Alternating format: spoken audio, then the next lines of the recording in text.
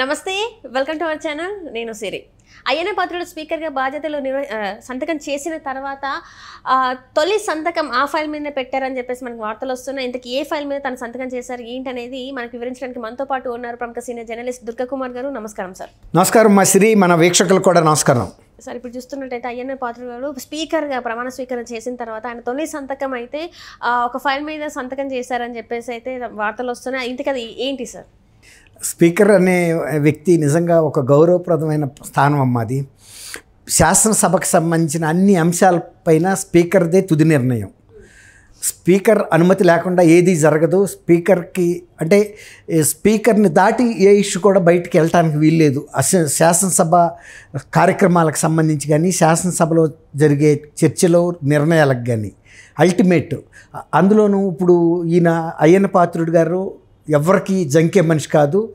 ఖచ్చితంగా నియమాలను పాటిస్తూ స్పీకర్ స్థానానికి ఒక గౌరవం తెచ్చేటువంటి వ్యక్తిగా మనం చెప్పొచ్చు.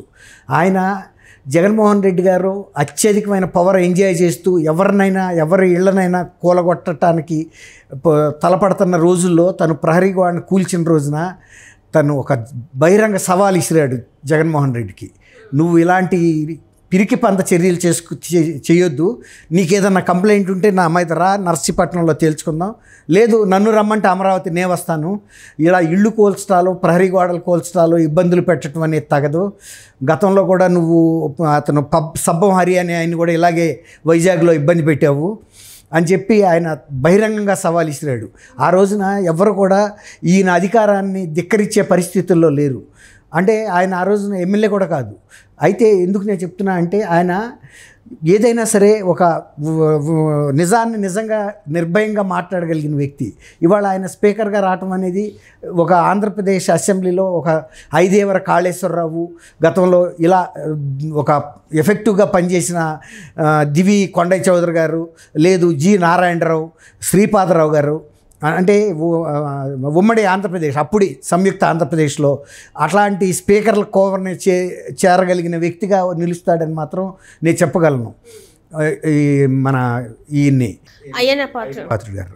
అయితే నేను ఇంకోటి ఏంటంటే ఆయన ఇవాళ మీరు అడిగారు ఏంటి అని. గతంలో జగన్మోహన్ రెడ్డి గారి ప్రభుత్వం కొన్ని టీవీ ఛానల్స్ని శాసనసభ కార్యక్రమాలు ప్రత్యక్ష ప్రసారం చేసుకోవటానికి బహిష్కరించింది. ఎందువల్ల అంటే వాళ్ళు ఈ పార్టీకి బాగా ఓదట్లేదని. అంటే వాళ్ళకి పార్టీకి బాగా ఊదే సాక్షి లేకపోతే ఇతర ఛానల్స్ వాళ్ళు కొన్నారు, కొన్ని ఒక కన్సార్షియంగా ఏర్పడి ఆ ఛానల్స్కి పర్మిషన్ ఇచ్చారు. కానీ ప్రజాపక్షంగా నిలిచే టీవీ5ని, తర్వాత వచ్చేసి మన ఏబిఎన్ ఆంధ్రజ్యోతి, ఈ రెండింటినీ అప్పుడు కూడా ఆ రెండు పేపర్లు అని ఆయన వాళ్ళ నాన్నగారు కూడా కలవరిచ్చేవాడు. మరి అట్లాంటప్పుడు చంద్రబాబు నాయుడు గారు సాక్షి పేపర్ని ఎప్పుడు ఎలిమినేట్ చేయలేదు. ఇప్పుడు కూడా ప్రతిసారి లోకేష్ బాబు గారు కూడా అడుగుతారు, సాక్షి విలేకరు వచ్చారా లేదా, కెమెరా వచ్చిందా లేదా, వచ్చిన తర్వాతే మొదలు పెడదాం. ఇప్పుడు వాళ్ళు వేరే వ్యతిరేకంగా కవర్ చేస్తే కవర్ చేయొచ్చు, కవర్ చేసినందువల్ల నష్టం లేదు. ఇప్పుడు ఇవాళ వేవ్ వచ్చింది, సాక్షి ఆపగలిగిందా? అరిచేతిని అడ్డు పెట్టి సూర్యకాంతిని ఆపలేరు. నువ్వు సాక్షి పేపర్లో 175 సీట్లు గెలుస్తావని రాసుకున్నా 175 సీట్లు గెలిచావా? 11 సీట్లే గెలిచావు. నీ సాక్షి పేపరే దేశం మొత్తం నమ్మదు. అందులోనూ అది ఒక ముద్ర పడిపోయింది, సాక్షి విలువ లేని పేపర్ అని. ఇవాళ వాళ్ళు అధికారంలో దిగిపోగానే మర్నాటికి 12 లక్షల సర్క్యులేషన్ పడిపోయిందని చెబుతున్నారు. ఎందుకంటే బలవంతం చేసి షాపుల వాళ్ళని తర్వాత వాలంటీర్స్తో కొనిపించారు. ఇదంతా బలవంతంగా చేస్తే ఎన్నాళ్ళు ఉంటుంది? ఇప్పుడు భయపెట్టి నువ్వు అధికారంలోకి రాగలవా? జనాలని ఓట్లు వేయగలవా?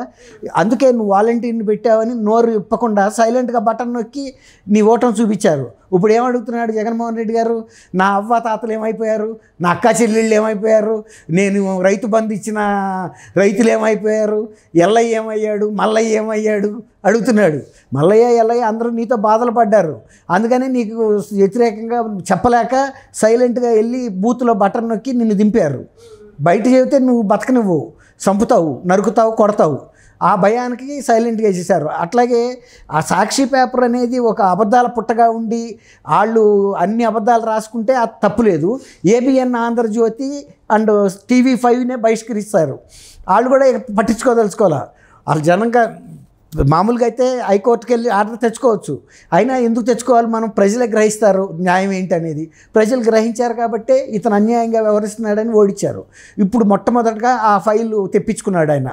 ఏబిఎన్, ఆంధ్రజ్యోతి బహుళ సర్క్యులేషన్ ఉన్న, ఎక్కువ సర్క్యులేషన్ ఉన్న పేపర్స్, ఇది టీవీ ఛానల్స్, TV5 కూడా ఎక్కువ ఉంది. వాళ్ళు అమరావతి ఉద్యమాన్ని కూడా TV5 ఏ ఛానల్లో కవర్ చేయని రోజుల్లో కూడా వాళ్ళు కవర్ చేశారు నిర్భీతిగా. రైతుల పక్షాన న్యాయం ఉంది. ఇవాళ అమరావతి రైతుల పక్షాన 5 సంవత్సరాలు ఇది ఉద్యమం చేస్తే, అమర నిరాధ్యక్ష చేస్తే రైతు మహిళలు వెళ్ళి ఒక్కరోజు జగన్మోహన్ రెడ్డి వాళ్ళని పరామర్శించలేదు. పరామర్శించినందుకు నువ్వు ముఖ్యమంత్రిగా పనికి రావు అని ప్రజలు బుద్ధి చెప్పారు నీకు 11 సీట్లు ఇచ్చి.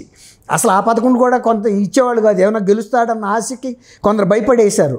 అదే కనుక ముందు అసెంబ్లీ జరిగి లేకపోతే ముందు పార్లమెంట్ జరిగి తర్వాత అసెంబ్లీ కనుక జరిగితే ఆ 10 కూడా వచ్చేవి కాదు. ఇప్పుడు ఆ 10 మంది సీట్లు గెలిపించిన వాళ్ళు కూడా బాధపడతారు, అరే అనవసరంగా ఇతనికి వేసాము, ఏదైనా మంచి పార్టీ టీడీపీకి ఎందుకు వెళ్ళకపోయామని. అంటే అధికారం ఉన్నప్పుడు దుర్వినియోగం చేస్తే ఎవరికైనా కూడా ఇట్లాంటి దుర్బుద్ధి కలిగిన వ్యక్తులకి గుణపాఠాలు తప్పవు.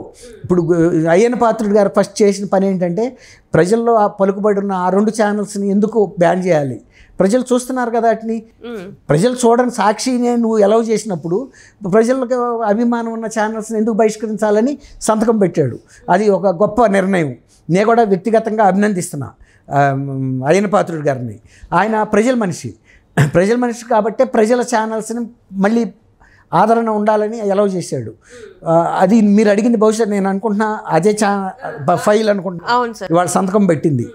నేను కూడా ఇవాళ కొద్దిగా అటు ఇటు హడావిడిగా ఉండటం వల్ల పూర్తిగా ఫాలో కాలేకపోయాను, కానీ బట్ వాటి మీద అయితే సంతకం చేస్తారనేది ఇన్ఫర్మేషన్ నాకు ఉంది. కాబట్టి మంచి పని చేశాడు. ఆయన్ని ప్రజలందరితో పాటు నేను కూడా అభినందిస్తున్నా. ఇలాంటి స్పీకర్స్ ఉండాలి, అంతేగాని ప్రభుత్వాలకి వేలుముద్రగా పనిచేసే స్పీకర్లు ఉన్నా ఒకటి లేకపోయినా ఒకటే. ఇప్పుడు అంతకుముందు తమ్మినేని సీతారాం గారు అంత రాజధాని ఉంటే ఏముంది ఇక్కడ ఒక శ్మశానం అని అన్నాడు. ఒక బాధ్యత గల స్థానంలో రాజ్యాంగ పదవిలో ఉండి స్పీకర్గా నీకు కనపడతలేదా? ఆయన కూర్చున్న శాసనసభ కూడా తెలుగుదేశం నిర్మాణం చేసినది. శ్మశానం అయితే నువ్వు స్పీకర్గా ఎందుకు కూర్చున్నావు? శ్మశానానికి స్పీకర్గా కూర్చున్నావు నువ్వు. అలాంటి బాధ్యత తక్కువ స్పీకర్ల కన్నా నిజం మాట్లాడి ఒక రకంగా ప్రజలు ఏదన్నా అన్నా కూడా ఫేస్ చేయగలిగిన వ్యక్తి అయ్యన్న పాత్రుడు గారు. అట్లాంటి వ్యక్తులే స్పీకర్గా ఉండాలని కోరుకోవాలి మనం అందరం కూడా. అంటే ఇప్పుడు అయ్యన్న పాత్రుడు స్పీకర్ అవ్వడం వల్ల కూడా జగన్మోహన్ రెడ్డి గారు సెకండ్ డేనే అసెంబ్లీకి అబ్సెంట్ అయిపోయారు, గైహాజరు అయిపోయారు. ఇప్పుడు ఇంకా మరి ముందు ఆయన అటెండ్ అవుతారంటారా, లేకపోతే ఇలానే ఆయనకు భయపడి, లేకపోతే ఆయన భయపడుతున్నారా, లేకపోతే ఏం జరుగుతుంది అసలు? ఆయన ఇప్పుడు అంటే నాకు ఒకటి గుర్తొస్తుందమ్మా, ఇప్పుడు పులిని చూస్తే నక్కలు పారిపోతూ ఉంటాయి అడవిలో, అట్టని పులి తన సంచారాన్ని తగ్గించుకోవాలా నక్కలు పారిపోతున్నాయని? పులి దాని పని తను చేసుకోవాలి కదా, తను వేట తను చేయాలి, తను అడవిని కాపాడాలి. నక్కలు పారిపోతాయి. నక్కలను పిలిచి వెనక్కి రమ్మని అడగాల్సిన అవసరం పులికి లేదు. అంతే, వెరీ సింపుల్. ప్రజలు నమ్మి ఓటేశారు, ఆయన గెలిపించారు. మరి వాళ్ళ పక్షం నుండి మాట్లాడాలి కదా, అసలు మాట్లాడాలమ్మా. మరి అది ఆ బాధ్యత ఆయనకు ఉండాలి. మీరు అన్నట్టు ప్రతిపక్ష హోదా రానందువల్ల నువ్వు వెళ్ళిపోకూడదు. నిన్ను నమ్మిన ప్రజలు ఎవరైతే ఓట్లు వేశారో వాళ్ళ ప్రజావాణిని అక్కడ వినిపించాలి. బహుశా ఆయన ఏమనుకుంటాడంటే, నేను వినిపించకపోయినా చంద్రబాబు నాయుడు గారికి ఆ స్పృహ ఉంది కాబట్టి ఆయన అన్నీ సమగ్రంగా ఆలోచించి నిర్ణయాలు తీసుకుంటాడనే నమ్మకం జగన్మోహన్ రెడ్డి గారు ఉండొచ్చు. నాలాగా కక్ష కార్పణ్యాలు పెట్టుకుని వీళ్ళ మీద ప్రజల మీదే దాష్టికాలు చేయడు అని. Right sir, right. Thank you so